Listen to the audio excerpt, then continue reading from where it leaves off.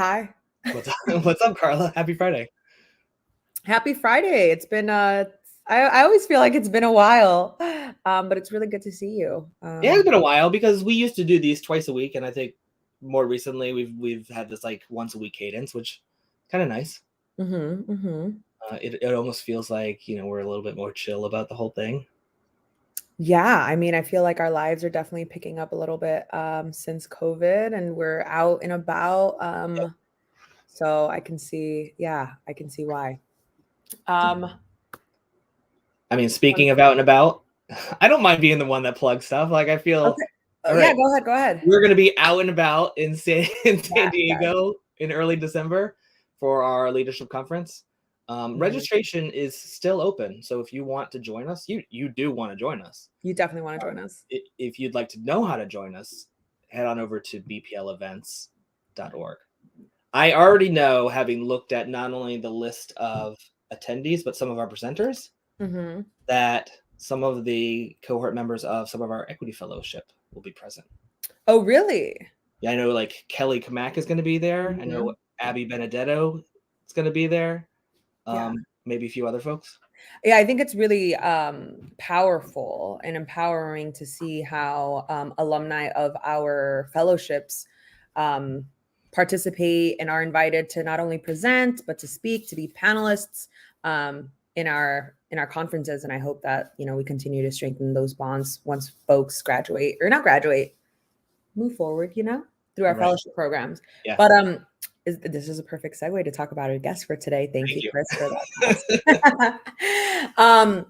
Today's guest is actually an equity fellow alum from Cohort 4. And he's, doing incredible work in Oakland. And I'll let him talk a little bit about what he does, how he joined Equity Fellows, and also the really cool work that he's doing right now. So I'd like to welcome Young Whan Choi to Cup of Joy Cafe. Thank you, Young Whan, for being here. What's up, Chris? What's up, Carla? Welcome. It's super exciting to be here, in part because I feel like every time I'm in the big picture spaces, it's a homecoming for me. I don't know if folks can see. Oop, I got to go this way, but that photo right here is my first advisory in Providence. I was an advisor in Providence from 2000 to 2004. And then I was an advisor at Met West on the West Coast in Oakland from 2006 to 2010. So I've got almost a decade of big picture advising. I was an LTI coordinator at Met West as well. And then I was an equity fellow in Cohort 4. So big picture has had an incredible impact on my life and my perspective as an educator. And a lot of that perspective is really focused on like human-centered pedagogy, relationship-centered pedagogy. And I actually write about that. So that's one of the things I'm here to talk about is my new book. It's called Sparks into Fire, Revitalizing Teacher Practice Through Collective Learning. And one way I describe it is like taking all the amazing things that I learned as an advisor and how important those relationships are and figuring out how do you translate that to working with adults, right? Because we know in our systems that like if we don't do professional development with teachers in the way that we want them to interact with students, right, then they've been socialized to think of education, like all of us have, like as a very didactic sort of teacher-centered, top-down kind of approach. And that's antithetical to what we do in big picture schools, right? It's really about student-centered learning. So when we are in spaces with teachers, like we have to cultivate that kind of energy with them. We have to, really put them at the center of their learning in the way that we would our students. So this book I've written is really my distillation of like 10 years of trying to do this kind of professional development, primarily in Oakland. But I have found that like wherever I go, when I'm really centering teachers in their own learning and valuing their expertise, like the kind of experiences that they have are like the kind of experiences I had as an equity fellow, are really, really powerful, really, really transformative, and teachers feel valued. And they're able to take those experiences and bring them into the classroom with their students, which is what we want, right? Do you find, I'm just going to ask you questions based on what you're describing right now. do you find, is there like a pivotal moment when you're working with educators that kind of like when a light bulb goes off, like, oh, like this is what this can look like? You describe that in your book at all? Or is Yeah, it? it's, a lot of it is a feeling. There is a light bulb in a certain sense, but like there's also like a heart experience, right? And I really got that experience, and I'll reference the Equity Fellows. One of the things that Javier Guzman and Claire Sylvan and Carlos had us do to prepare for cohort 4 was to record our equity stories, and to think about what are the ways in which we have come to understand equity in our work and in our personal lives. And we actually made these video recordings and we shared them with each other at the fellowship. And they were some of the most powerful stories and ways of getting to know people that just cut below the surface of like normal kind of like, oh, where do you live, what do you do, those kinds of introductions, but really got at the heart of why each of us became educators. And they were very deeply emotional experiences. And they reminded me so much of what we do in advisory with students, right? Like we open up space for them to tell their stories. And that's actually in the book. It's the first chapter is about telling stories of purpose. And we did it in Equity Fellows. We do it with our teachers, running professional development. We want them to dig deep and understand and articulate, like, why am I doing this work? Because if we don't articulate that, if we don't remember like what was our North Star, what was our reason for becoming an educator, we can get so lost, because there's everybody else is telling us what to do, right? This, whether it's like state mandates or larger cultural narratives around like college and career readiness, but like, what is it that we really came into education for, and can we stay centered in our purpose? Ooh. I wonder, another question, right? Yeah, Okay, well, so no, I just want to let folks know that because you referenced it, Young Whan, that like some of those stories live on the Equity Fellows website, and you're right, they're super powerful. I've had a chance to listen to most of them, so I just want to point folks back over there really quickly if they wanted to listen to some of those. Awesome. Sorry, Carl. Yeah, and that website, if you want to pull it back up, Chris, is perfect for learning more about Equity Fellows Fellowship. We are actually in the process of recruiting our cohort 6. We're reading actually through the applications and interviews, but yes, what a great opportunity for folks. Do you find, and this is actually funny because we were just having an all staff conversation and we're talking about like liberation and equity, obviously.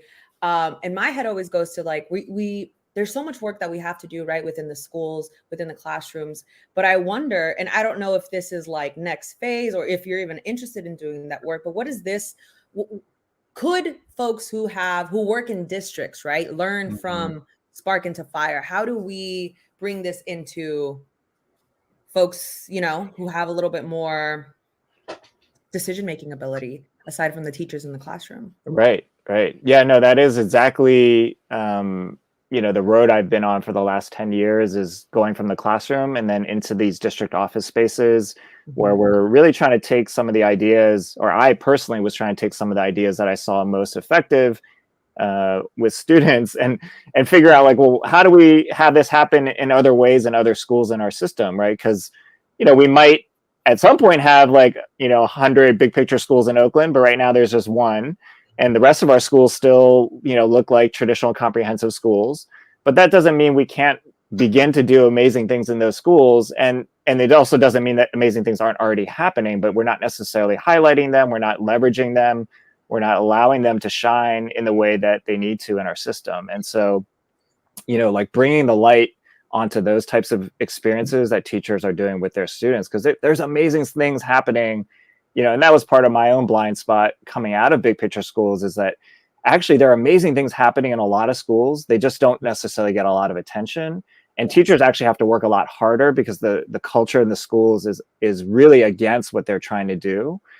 So if we can get in the district offices and begin to say like, actually, we're going to make it easier for you to do project-based learning in your classroom. We're going to make it easier for you to do field trips. We're going to make it easier for you to do work-based learning experiences or internships. Can we begin to make our system look more like the kinds of things that we know are really effective for students, exhibitions of learning? These are all the kinds of things that I've been doing, performance assessments at the district level, project-based learning, work-based learning. These are the initiatives that I've been really trying to lead in Oakland over the last 10 years.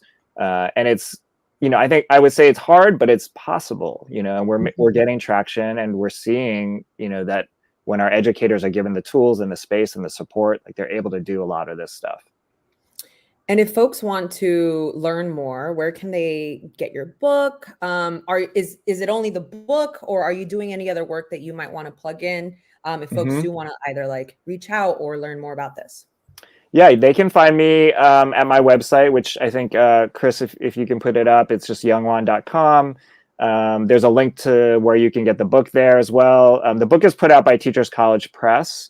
And so you can go to their website, look Sparks into Fire. You can also get it from, those online booksellers. But I encourage folks to go to Sparks into Fire at Teachers College Press. You can order the book there, and you can also find me on my website. There's a contact page. I'd love to be in touch with folks, particularly in the Big Picture Network, because y'all are like family. We all come from the same sort of value-based system around what we want for our students and where we know our schools need to change. So, and then I also know that you have a podcast, right? I do. Yeah, I do. It's called The Young and the Woke. And you can go there for Oakland stories. I interview students. It was an effort to really lift up student voice into spaces that we don't always hear them in. So there's some really incredible stories in there. We just interviewed a kid who did this crazy thing where he skipped school one day, but instead of staying home or going out with his homies, he like went to a different school. What? And he gave the principal a fake name and like went to all his classes, and he said he was just curious, like, what's it like to go to school at another school? Wow. So anyway, that's the latest episode on the podcast. It's a hilarious story. You gotta listen to it. Yeah. Awesome. Mind blowing, right? Like, what? Yeah. I'm going to listen to that one. Yeah. Anything on your side, Chris? No, I just want to say that something you mentioned before, that you distilled 10 years into this book. I imagine that was no easy feat. So I'm looking forward to Sparks into Fire too, so we can see what hit the cutting room floor. So yeah, no, thank you. And definitely hit me up and let me know what you all think of the book. If you have reactions to it, super excited to hear what folks who've read the book have to say. Thank you so much, Young Whan. Thank you for your time. Yeah, and anytime you have any other work and you either send it our way or come back on. We'd love to have guests on our podcast. Great. Well, it's been fun. I hope everybody is enjoying their Friday, either morning or afternoon, depending on where you are in the world. And yeah, we'll catch you later, guys. Yeah, catch you later. This is okay. Cool. Wow, look at this. I drove this. It's rare for me to drive this. Listen, good job. After coming off of that, all staff call that we just had to this, I think about I'm going on my own little equity, writing on Twitter. I'm just like, this is inspiring. And I just wonder what else, what other opportunities that our alumni are doing for our fellowship programs. And it's really cool to see alumni from equity fellows or even Ashe take from either BPL or the fellowship programs themselves and then create really, really, really amazing stuff. Yeah. So yeah. We have mentioned Twitter a couple times today. We have an election next week. We don't have anything planned next week, but it would be great to line someone up that can talk about misinformation and elections and social media and how that's all intertwined, because thinking about it a lot. So it's on my mind. But I'll just tee that up for Friday afternoon. Right. So if you're watching and you might know of someone or reach out to us and we'd love to have you. Yeah. And with that though, it's a Friday. So I'm going to say, to close us off, make it a great weekend or not, folks. The choice is yours. We'll see you later. All right. Bye.